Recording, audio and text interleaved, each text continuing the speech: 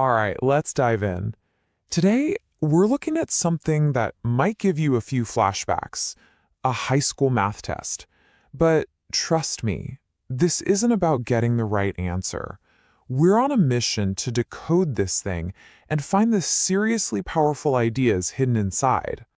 So here it is, the third quarter test in Mathematics 10 from Corella National High School. And I know what you're probably thinking. Formulas, variables, maybe a little bit of test anxiety kicking in. But stick with me here, because tucked away in these questions are some incredibly useful real-world tools for making sense of everything around us. So what secrets are we actually looking for? This isn't just about passing a test. It's about the logic behind your phone password, the way we make predictions, and how we can actually calculate the odds of something happening. We're going to go through it and see what we can find. So here's our game plan. First, we're going to tackle something called permutations. That's all about why order is so important. Then we'll get into probability, which is really the language of chance. And finally, we'll put it all together to see how this stuff actually works in the real world. Sound good? Let's do it. Okay, first up, permutations. This is a fancy word for something we do all the time, putting things in a specific order. Think about it, lining up for a photo, creating a password, even arranging apps on your phone. In all those cases, the order is absolutely critical. So what's the official definition? Well, let's just pull it straight from question 1 on the test. A permutation is an arrangement of objects where the order is important. The key word there, the one you really need to remember, is order. And this slide, based on question 2, really nails the difference. Listing phone passwords, that's a permutation. The code 1234 is totally different from 4321, right? But what about just grabbing a handful of marbles from a bowl? We call that a combination. It doesn't matter which one you picked first, you just end up with a bunch of marbles. It all boils down to that one question. Does the order matter? Okay, let's bring this down to earth with a simple example right from question 8. In how many ways can 3 people arrange themselves in a row for picture taking? Come on, we've all been there, right? That awkward shuffle trying to figure out who stands where? And the answer is 6. How do we get that? Well, think about it. For the first spot in the photo, you have 3 people to choose from. Once that person is set, you only have 2 people left for the middle spot. And for the last spot, only 1 person remains. You just multiply those numbers. 3 times 2 times 1 equals 6. It's wild how fast the options add up, even with just 3 people. So let's scale that up with a problem from question 7. How many ways can you arrange 5 potted plants on a shelf? Well, it's the same logic.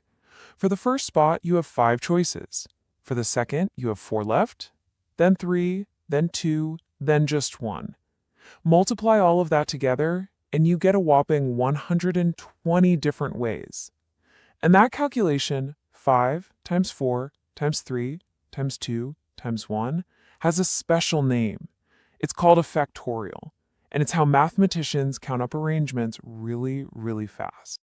All right, we've cackled arrangements where things are pretty clear-cut, but what about when they're not? Well, that brings us to our next big idea, probability.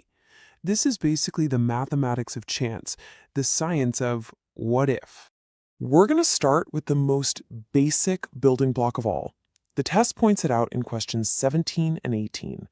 The possible results of anything you do are called outcomes. It's super simple. You toss a coin. The possible outcomes? Heads or tails. That's it. Now, if you make a list of every single possible outcome, you've created what's called the sample space. The test gives us a perfect example with a die roll. The sample space is just the set of numbers 1, 2, 3, 4, 5, 6. It's the complete menu of everything that could possibly happen. Okay, now we get into some fun symbols. See that U shape? That represents a union. And the easiest way to think about it, as the test shows us, is with the word or. A union is anything that's in one group or in the other group. It's all about combining your options. And the flip side of that is this thing, the upside down U. This is an intersection. For this one, you need to think and. An intersection is only the stuff that exists in both sets at the very same time. It's all about finding that specific overlap.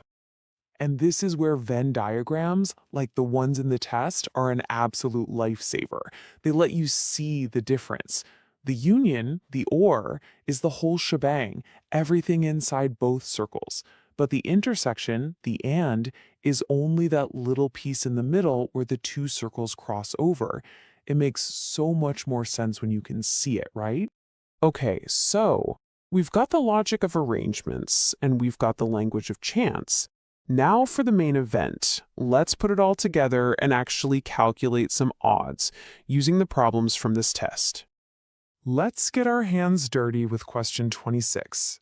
Brian has 10 shirts. 3 are blue, 4 are red, and 3 are other colors. The question is, what's the probability he'll randomly pick a blue or a red shirt? See that magic word again? Or. A chart like this makes it really clear. Our total number of shirts, our sample space, is 10. The shirts we actually want are blue or red, so we just add them up. 3 blue plus 4 red gives us 7 good outcomes. So the probability is simply 7 out of 10. Easy as that. Okay, ready to level up? Let's jump to the last question on the test, number 60. This one's a classic. Out of 28 students, 19 use Facebook, 11 use Instagram, but, and this is the key, 5 of them use both. So what's the probability a student uses Facebook or Instagram? Now the trap here is to just add 19 and 11, but if you do that, you're actually counting those 5 kids twice. So here's how you solve it. You take the 19 Facebook users, add the 11 Instagram users, but then you have to subtract that overlap. You have to subtract those 5 kids who use both. That gives you 25 students total who use at least one of the platforms. See? That whole intersection concept wasn't just theory. It was absolutely crucial to getting the right answer here. So there you have it. We started with what looked like just another high school math test, but we ended up with a powerful toolkit. From something as simple as arranging plants to figuring out social media habits, the ideas in here give us the tools we need to analyze the world logically.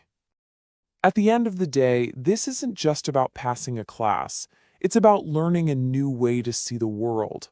So you've seen the logic hiding inside this test. My question to you is, where in your life will you calculate the odds next?